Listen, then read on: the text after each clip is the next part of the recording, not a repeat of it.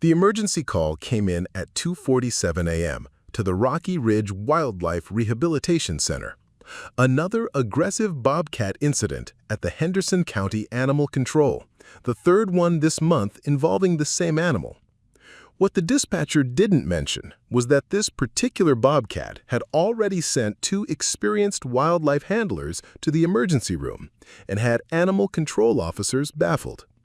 But what would happen next would challenge everything veterinarians thought they knew about wild animal behavior. Dr. Sarah Martinez had been working with wildlife for 15 years, but she'd never encountered anything like what awaited her at the Henderson facility. The moment she stepped through the heavy steel doors, she could hear the low, threatening growls echoing from the isolation unit. Officer Jim Bradley met her in the hallway, his usual confident demeanor replaced by visible concern. "Doc, I've got to be honest with you," Bradley said, adjusting his protective gear nervously. "This cat is unlike anything we've dealt with. We've had him for 6 weeks now, and he's attacked every person who's tried to get within 5 feet of his enclosure. Yesterday, he nearly took Thompson's hand off through the cage bars." The bobcat, designated as Case 447 in the facility records, had been found injured along Highway 9 after what appeared to be a vehicle collision. Standard protocol required medical evaluation before any wildlife could be relocated, but this particular animal had made that impossible. 3 different veterinarians had attempted examinations, and each encounter had ended with the bobcat launching himself against the cage walls with such ferocity that tranquilization became the only option. "What makes this even stranger," Bradley continued as they walked toward the isolation unit, "is that he seems to get more aggressive each day. Most wild animals either calm down or shut down when they're in captivity for extended periods. This one's doing the opposite. Our animal behaviorist thinks he might have brain damage from the accident, but we can't get close enough to properly examine him." As they approached the reinforced enclosure, Sarah could see the amber eyes watching their every movement through the small observation window. The bobcat was magnificent despite his circumstances, with a thick, tawny coat marked by distinctive black spots and ear tufts that twitched with every sound. But there was something in those eyes that made Sarah pause, something that went beyond mere wildness or fear. "He's beautiful," she whispered, studying the powerful predator as he paced restlessly in the corner of his cage. What Sarah didn't know was that in the next few minutes, everything she thought she understood about animal behavior was about to change forever. The Henderson County Animal Control Facility had seen its share of difficult cases, but nothing quite like the pattern that had emerged over the past month and a half. Every attempt to provide medical care for the injured bobcat had ended in disaster, creating a growing sense of frustration among the staff and genuine concern for both human and animal safety. Dr. Michael Torres had been the first veterinarian called in 3 days after the bobcat's arrival. A respected wildlife specialist with over 20 years of experience, Torres had approached the case with confidence. That confidence evaporated the moment he opened the cage door. The bobcat had exploded into motion, claws extended, targeting Torres's face with surgical precision.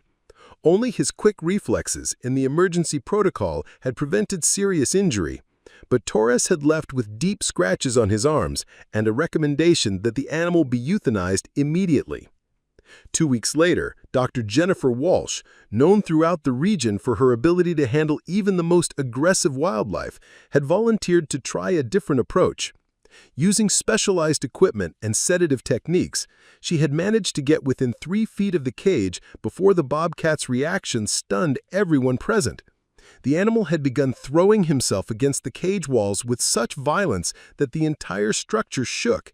The sound of his body hitting the metal bars echoed through the facility like gunshots. Walsh had backed away, shaken, reporting that she had never seen such sustained aggression in a wild animal. The third attempt had involved Dr. Robert Kim, who specialized in large predator rehabilitation. Kim had brought additional protective equipment and a colleague for backup. The bobcat's response had been immediate and terrifying. He had positioned himself at the back of the cage, crouched low, and then launched himself repeatedly at the cage door with enough force to bend the metal framework. The attack was so sustained and violent that Kim had called for immediate tranquilization, fearing the animal would injure himself permanently. Animal Control Officer Bradley had documented each incident meticulously, noting the escalating nature of the Bobcat's responses. "It's like he's learning," Bradley had written in his report. "Each time someone approaches, his reaction gets faster and more targeted. This isn't random wild animal behavior. This is calculated aggression." Preparing and narrating this type of story took us long efforts and hard work, so if you are enjoying the story, please consider subscribing to our channel. The facility director had scheduled a meeting for the following week to discuss euthanasia options. No one could safely examine the animal. His injuries remained untreated, and the risk to staff had become unacceptable. The Bobcat designated as case number 447 seemed destined for a tragic end, with everyone agreeing that some wild animals simply couldn't be helped. Until Sarah Martinez walked through those doors. Dr. Sarah Martinez had never intended to become a wildlife veterinarian. Her journey to this moment had begun 12 years earlier in the mountains of Afghanistan, where she served as a combat medic with the 82nd Airborne Division. Those 18 months overseas had changed her in ways she was still discovering, leaving her with an understanding of trauma that went far deeper than any textbook could teach. The transition back to civilian life had been brutal. Sarah had enrolled in veterinary school using her GI benefits, but the crowded lecture halls and fluorescent lights often triggered panic attacks that sent her fleeing to empty parking lots. Her hands, once steady enough to perform field surgery under enemy fire, would shake uncontrollably during routine procedures on domestic animals. The nightmares came regularly, filled with sounds of helicopters and the faces of soldiers she couldn't save. Traditional therapy had helped somewhat, but Sarah's real healing had begun during her rural rotation at a wildlife rehabilitation center in Montana. Something about working with wild animals, creatures that had experienced their own traumas and survived, resonated with her in a way that domestic veterinary practice never could. These animals didn't need her to be cheerful or optimistic. They needed her to be steady, patient, and to understand that sometimes healing required silence and space. After graduation, Sarah had deliberately chosen to work exclusively with wildlife, specializing in trauma cases that other veterinarians often deemed hopeless. She had developed a reputation for her ability to work with animals that had given up, creatures so damaged by their experiences that they seemed beyond help. Her colleagues attributed her success to technical skill, but Sarah knew the truth was simpler and more complex. She recognized something in the eyes of traumatized animals because she had seen it in her own mirror. The nightmares still came sometimes, but they were manageable now. Sarah had learned to channel her own pain into purpose, finding meaning in the slow, patient work of rebuilding trust with creatures that had every reason to believe the world was dangerous. Her small apartment was sparse, decorated only with photographs of animals she had successfully released back into the wild. Each image represented not just a professional success, but a personal victory over the darkness that had once threatened to consume her. When the call came about the aggressive bobcat at Henderson County, Sarah had been working late at her clinic, stitching up a barn owl that had been caught in barbed wire. Something in the dispatcher's description had caught her attention. The pattern of escalating aggression, the targeted nature of the attacks, the animal's apparent inability to calm down despite weeks in captivity. It sounded familiar in a way that made her chest tighten with recognition. The first thing Sarah noticed as she approached the bobcat's enclosure wasn't the size of the animal or his obvious injuries, but the way he held himself. Even through the reinforced metal bars, she could see the rigid tension in every muscle, the hyper-vigilant scanning of his environment, the way his ears swiveled constantly to track every sound. It was a posture she recognized intimately, one she had carried herself for months after returning from deployment. restless pacing, and now stood perfectly still in the center of his enclosure, watching her with an intensity that made the air feel electric. Sarah could see the partially healed wounds along his left shoulder and the slight favor he gave his right hind leg, but what struck her most was the complete absence of the wild panic she expected to see. "Hey there, warrior," she said softly, her voice barely above a whisper. The bobcat's ears twitched forward slightly at the sound, and Sarah noticed his breathing pattern change. Where other veterinarians had seen uncontrolled aggression, Sarah saw something entirely different. This wasn't rage, it was fear, translated into the only defense mechanism the animal had left. She lowered herself slowly to a crouch, making herself smaller and less threatening. The movement was deliberate and careful, the same approach she used with combat veterans who couldn't tolerate sudden movements or loud noises. "I know exactly what you're feeling right now," she continued, her voice maintaining the same calm, steady tone. "Everyone seems like a threat. Every sound could be danger. You can't let your guard down, because the moment you do, something terrible might happen." The bobcat tilted his head slightly, a gesture so subtle that Bradley, standing 10 feet away, didn't notice it. But Sarah caught it immediately. That tiny movement told her everything she needed to know. This animal wasn't beyond help, he was beyond trust.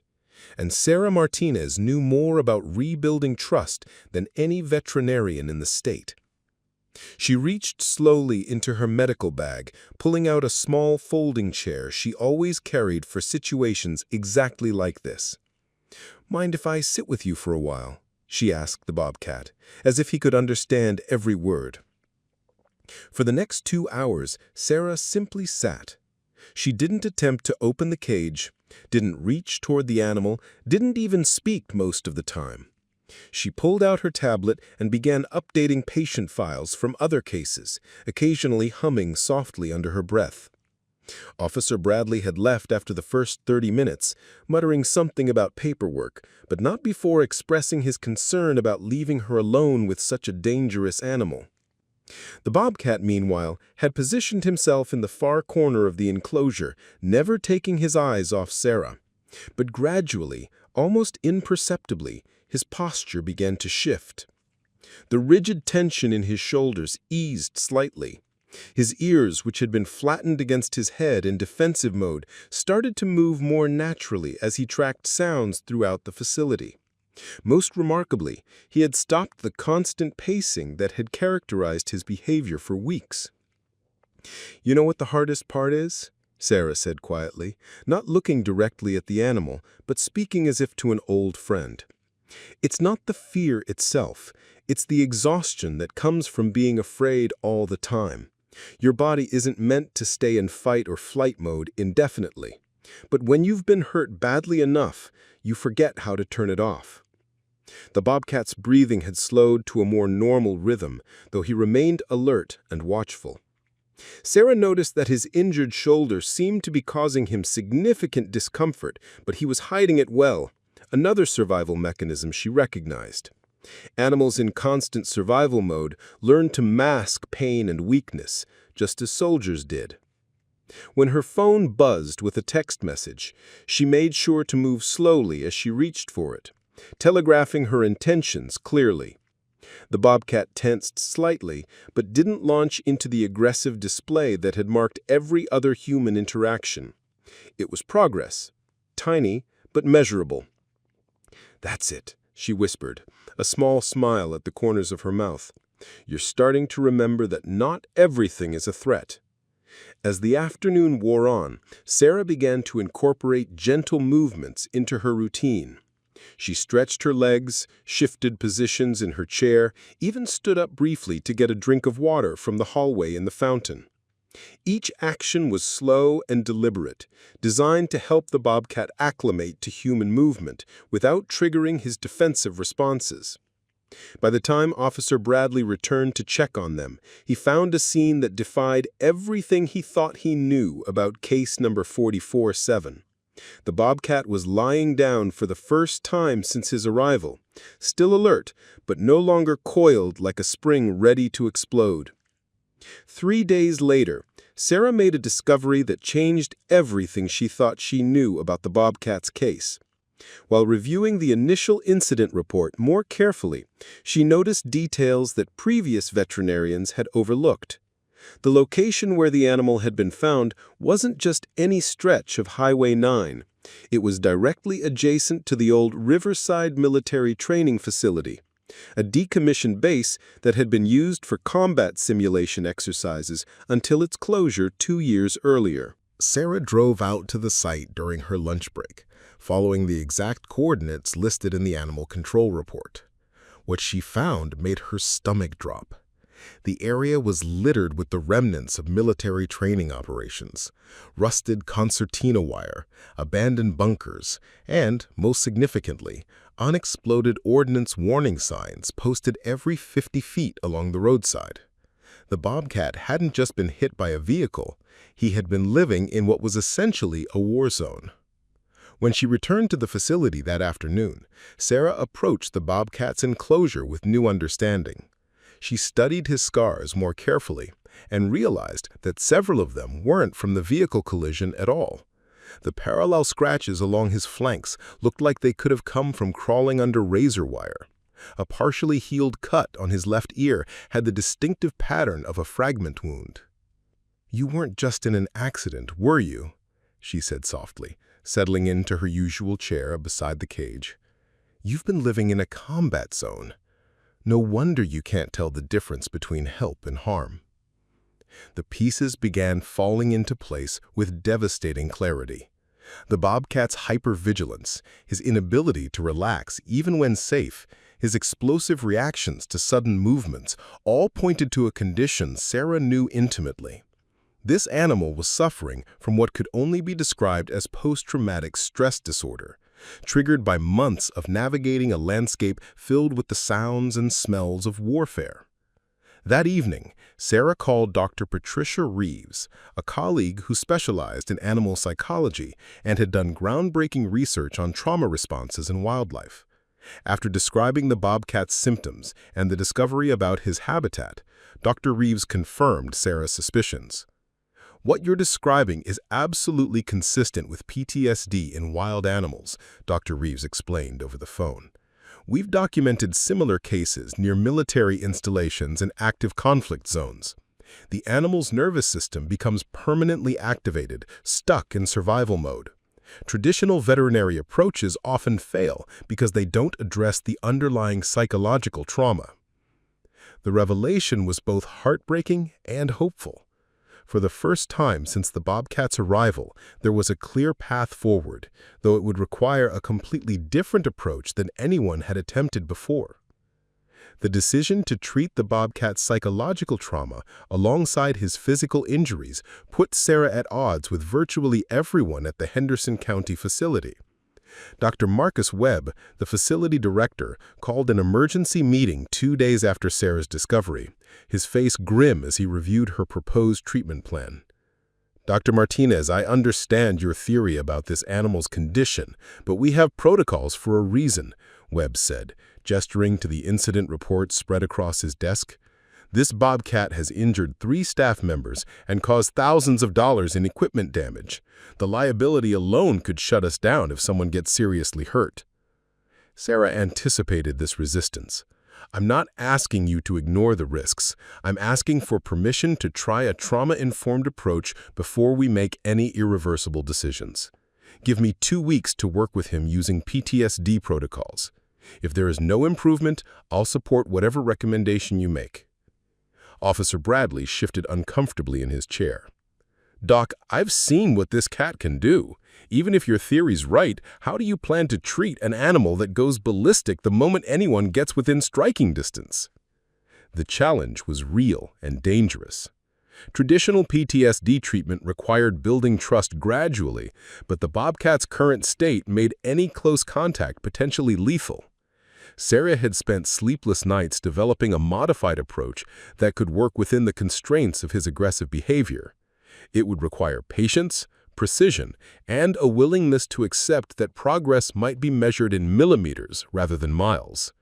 "We start with environmental modifications," Sarah explained, pulling out her detailed plan. "Lower lighting, reduced noise levels, predictable routines. We eliminate unexpected sound and movements. Then we begin systematic desensitization using positive associations. Every interaction needs to be on his terms, at his pace." The plan was ambitious and unconventional. Sarah proposed spending 8 hours a day with the bobcat, not as a veterinarian trying to treat him, but as a consistent, non-threatening presence. She would eat her meals near his enclosure, conduct administrative work from a chair positioned where he could see her, even sleep on a cot in the adjacent room so he could become accustomed to her presence during his most vulnerable hours. Dr. Webb looked skeptical. "And what about his medical needs? Those wounds need proper treatment, and we still haven't been able to complete a full examination." "The psychological healing has to come first," Sarah replied firmly.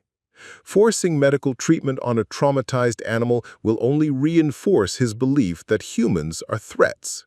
Once we establish trust, the medical care will follow naturally." The room fell silent as Webb considered the proposal. The unconventional approach went against decades of established veterinary practice, but the alternative was euthanasia for an otherwise healthy young animal. The transformation began so gradually that even Sarah almost missed it. On the 4th day of her new routine, she noticed the bobcat had moved his sleeping spot from the back corner of the enclosure to a position where he could maintain visual contact with her workstation. It was a subtle shift, but one that represented a monumental change in his psychological state. For the first time since his arrival, he was choosing proximity over distance. Sarah documented every small victory meticulously.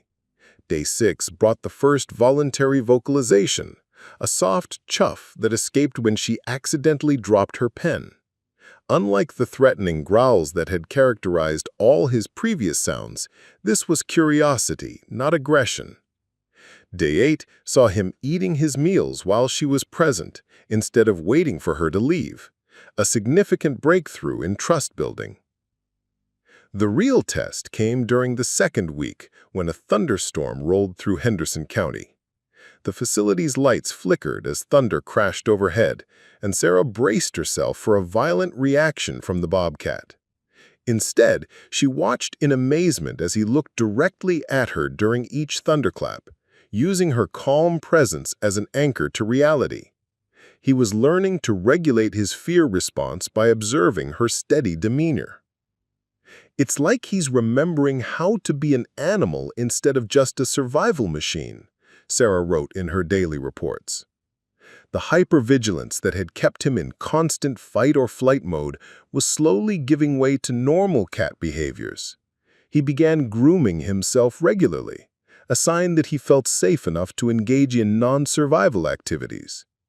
His sleep patterns normalized, shifting from the brief, startled naps of trauma to deeper, more restorative rest. On day 12, Sarah made the decision to attempt the first physical intervention. She had noticed him favoring his injured shoulder more heavily, and the wound showed signs of infection that could no longer be ignored. Using a technique she had developed with combat veterans, she began by simply placing her medical bag near his enclosure during their regular sessions, allowing him to become familiar with its presence and scent. The following day, she opened the bag while sitting in her usual spot, moving slowly and deliberately as she arranged instruments on a small tray. The bobcat watched with intense interest, but showed none of the explosive aggression that had marked previous veterinary approaches. When she held up a syringe, explaining in soft tones that it contained antibiotics that would help his shoulder heal, he tilted his head in that same subtle gesture she had first noticed weeks earlier. "I'm not going to force this," she told him quietly, "but I think you're ready to let someone help you properly." The moment of truth came on day 14. Sarah slowly opened the cage door for the first time since her treatment began, her heart pounding as she knelt just outside the entrance. The bobcat studied her for what felt like an eternity, then did something that brought tears to her eyes.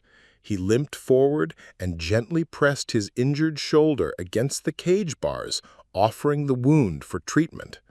With infinite care, Sarah cleaned and dressed his injuries while he remained perfectly still, occasionally making soft chuffing sounds that seemed almost like purrs. The animal that had terrorized 3 veterinarians was now actively participating in his own healing. When she finished, he looked directly into her eyes and performed a slow blink, the ultimate sign of trust in feline communication. 6 weeks later, after his physical wounds had healed completely, Sarah made the bittersweet decision to relocate him to a specialized wildlife sanctuary where he could live safely away from the triggers that had caused his trauma. The day of his transfer, he allowed her to gently stroke his head one final time before walking calmly into the transport carrier. Dr. Webb later implemented Sarah's trauma-informed protocols as standard practice, revolutionizing how the facility handled psychologically damaged wildlife. Sarah went on to establish the first veterinary PTSD treatment program in the country, helping hundreds of animals who might otherwise have been deemed hopeless. Sometimes healing doesn't look like what we expect. Sometimes it requires recognizing that behind every act of aggression lies a story of pain, and that the right person with the right understanding can unlock miracles. What did you think of this incredible story of healing and second chances? Have you ever witnessed an amazing transformation like this? Share your thoughts in the comments below, and if you enjoyed this story of hope triumphing over trauma, please subscribe to our channel for more inspiring tales of resilience and recovery. Your support helps us share these powerful stories with the world.